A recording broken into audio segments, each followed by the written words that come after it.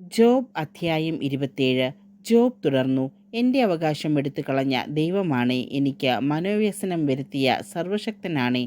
എന്നിൽ ശ്വാസം ഉള്ളിടത്തോളം കാലം ദൈവത്തിൻ്റെ ചൈതന്യം എൻ്റെ നാസികയിൽ ഉള്ളിടത്തോളം കാലം എൻ്റെ അധരം വ്യാജം പറയുകയില്ല, എൻ്റെ നാവ് വഞ്ചന ഉച്ചരിക്കുകയില്ല.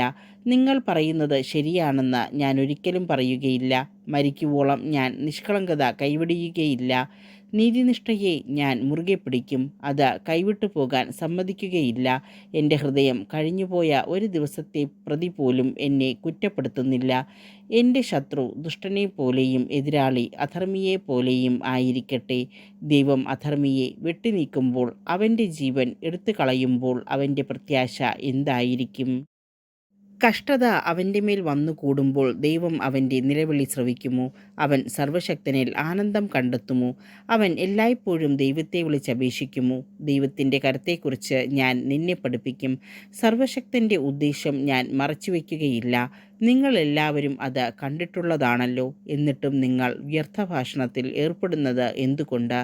ദുഷ്ടന് ദൈവത്തിൽ നിന്ന് ലഭിക്കുന്ന ഓഹരിയും മർദ്ദകർക്ക് സർവശക്തനിൽ നിന്ന് ലഭിക്കുന്ന അവകാശവും ഇതത്രേ.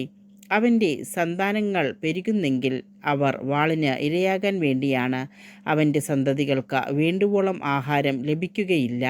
അവനെ അതിജീവിക്കുന്നവരെ മഹാമാരി പിടികൂടും, അവരുടെ വിധവകൾ വിലപിക്കുകയുമില്ല.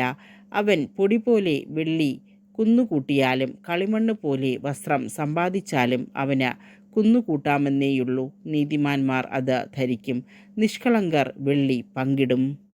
അവൻ്റെ ഭവനം ചിലന്തിവല പോലെയും കാവൽക്കാരൻ്റെ മാടം പോലെയുമാണ്. ഇപ്പോൾ അവൻ സമ്പന്നനായി ഉറങ്ങാൻ പോകുന്നു, എന്നാൽ ഇനിയൊരിക്കലും അവന് അങ്ങനെ കഴിയുകയില്ല. ഉണരുമ്പോഴേക്കും അവൻ്റെ ധനം നഷ്ടപ്പെട്ടിരിക്കും. വെള്ളപ്പൊക്കം പോലെ ഭീതി അവനെ കീഴ്പ്പെടുത്തും. രാത്രിയിൽ ചുഴലിക്കാറ്റ് അവനെ വഹിച്ചുകൊണ്ടു പോകുന്നു, കിഴക്കൻ കാറ്റ് അവനെ പൊക്കിയെടുത്തു.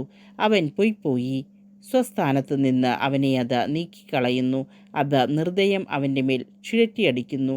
അതിൻ്റെ ശക്തിയിൽ നിന്ന് അവൻ പ്രാണഭയത്തോടെ ഓടുന്നു. അത് അവൻ്റെ നേരെ കൈകൊട്ടുകയും അവൻ്റെ നേരെ സീൽക്കാരം പുറപ്പെടുവിക്കുകയും ചെയ്യുന്നു.